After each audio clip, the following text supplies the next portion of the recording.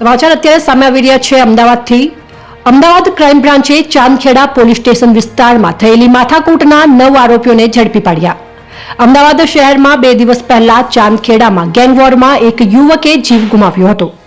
Motera stadium પાસે વહેલી સવારે ગેંગવોરમાં એક યુવકનું મોત થયું છે।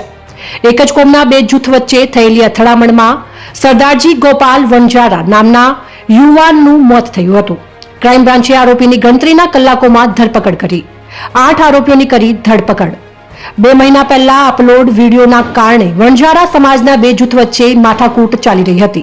આ માથાકૂટને સુખદ અંત લાવવા માટે સમાજના આગેવાનો ભેગા થયા હતા, જે દરમિયાન એક જૂથે બીજા જૂથ ઉપર હુમલો કરતા એક યુવકનું મૃત્યુ થયું હતું અને 3ને ઈજાઓ પહોંચી હતી। યજ્ઞેશ ગોસ્વામી, અમદાવાદ। આજથી 2 મહિના અગાઉ એક વિડીયો વાયરલ થયો હતો, જેમાં વણજારા સમાજને લઈને એ વિડીયોમાં એક કોમેન્ટ કરવામાં આવેલી હતી અને એ અનુસંધાને વણજારા સમાજના જ 2 જૂથ વચ્ચે અંદરો અંદર વોટ્સઅપ ઉપર ઉગ્ર આપલે થયેલી ચેટની અને એ અનુસંધાને ઝઘડો પણ થયો હતો। એ ઝઘડાના સમાધાન અર્થે આજથી 1 મહિના અગાઉ બંને ગ્રુપો મળેલા। જે એક ગ્રુપ છે મેમનગરનું અને બીજું મોટેરાનું છે અને નિકોલના પણ કેટલાક વણજારા સમાજના લોકો છે। આ સમાધાન જ્યારે કરવા માટે ભેગા થયેલા અને સમાધાન ન થતાં જ્યારે એક ગ્રુપના જે લોકો જે છે જતા હતા, ત્યારે બીજા ગ્રુપે ત્યાં હુમલો કરેલો અને એ અનુસંધાને ચાંદખેડા પોલીસ સ્ટેશનમાં 1 માસ અગાઉ ગુનો પણ નોંધાયેલો હતો। આ બનાવ બન્યા પછી એક જ સમાજના 2 જૂથ વચ્ચે વધુ અંતર વધી ગયેલું અને આગેવાનોએ નક્કી કરેલું કે આનો એક સુખદ અંત લાવવો જોઈએ અને સમાધાન થવું જોઈએ। એટલે એ સમાધાન અર્થે આ લોકો ભેગા થયેલા અને એ સમાધાનમાં વચ્ચે કેટલીક એમના મનદુખરી પ્રકારના હતા કે આ વિડીયો કોણે મૂક્યો, આ વિડીયોમાં આ પ્રકારની કોમેન્ટ શા માટે કરી, જ્યારે એક જ સમાજનું ગ્રુપ છે। અને બીજું કે જ્યારે દિવાળી પછીના સમયમાં જ્યારે લોકો નવું કામ શરૂ કરતા હોય છે, ત્યારે એમની પાસેના જે જેસીબી અને હિટાચી કંપનીના જે મશીન છે એ મશીન ચાલુ કરવા બાબતે ચાલુ નહીં થયેલું અને એક જૂથે બીજા જૂથ પાસે બેટરીની માંગણી કરેલી। એ માંગણી પણ નકારવામાં આવેલી। એકવાર રામદેવ પીરનો પાઠ રાખવામાં આવેલો તો એ વખતે પણ એ બનાવ અનુસંધાને બોલાચાલી થયેલી અને આ બધાનું એક સુખદ નિરાકરણ લાવવા માટે જ્યારે આ લોકો ભેગા થયેલા તો એ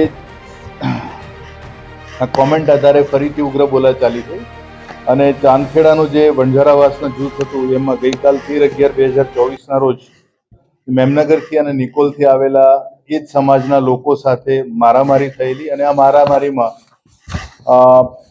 સરદારજી ગોપાલજી વણજારા ઈજાના કારણે મૃત્યુ પામેલા અને અન્ય 3 લોકોને ખૂબ જ ગંભીર ઈજા પહોંચેલી। આમાં લગભગ એક જ સમાજના એટલે કે જે મેમનગર અને નિકોલ બાજુના જે વણજારા સમાજના લોકો છે એમના વિરુદ્ધ ગુનો નોંધવામાં આવેલો।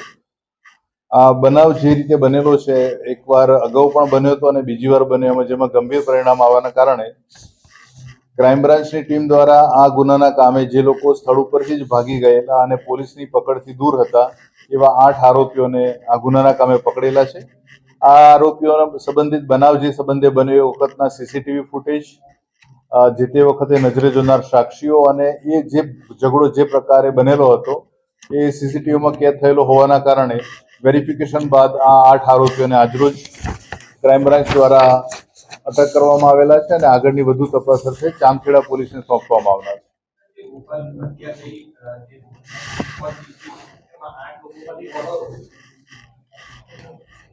આજે પકડાયેલા છે આરોપીઓ એમાં જે છે હંસાજી ઉર્ફે હસમુખ, વિષ્ણુજી વણજારા, મોતીજી વણજારા, કમલેશ વણજારા, રણજીત ઉર્ફે ગોટલી, રમેશ ઉર્ફે કાળુ અને પવન વણજારા અને અરવિંદ મેરાજી વણજારા। એમાં આ જે સરદારજી ગોપાલજી વણજારાને મારવામાં મુખ્યત્વે હંસાજી, વિષ્ણુ અને મોતીજીનો રોલ ભૂમિકા છે।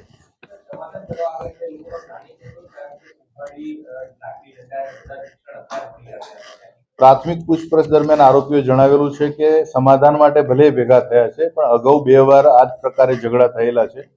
જો સમાધાન ન થાય તો સામેવાળાનો જે ઉગ્ર સ્વભાવ છે તો આપણે પણ તૈયારી સાથે આવવું જોઈએ। એ રીતે બંને સમૂહના લોકો એમની પાસેના નાના મોટા હથિયારો સાથે આવેલા, લાકડી અને એ પ્રકારની વસ્તુઓ સાથે। આ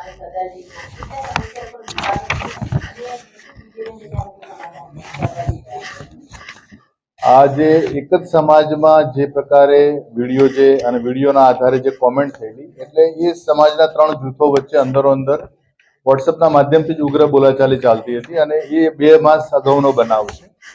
એ બનાવના અનુસંધાને વચ્ચે 2 બનાવ બન્યા અને પછી આ એક ગંભીર પ્રકારનો બનાવ બન્યો.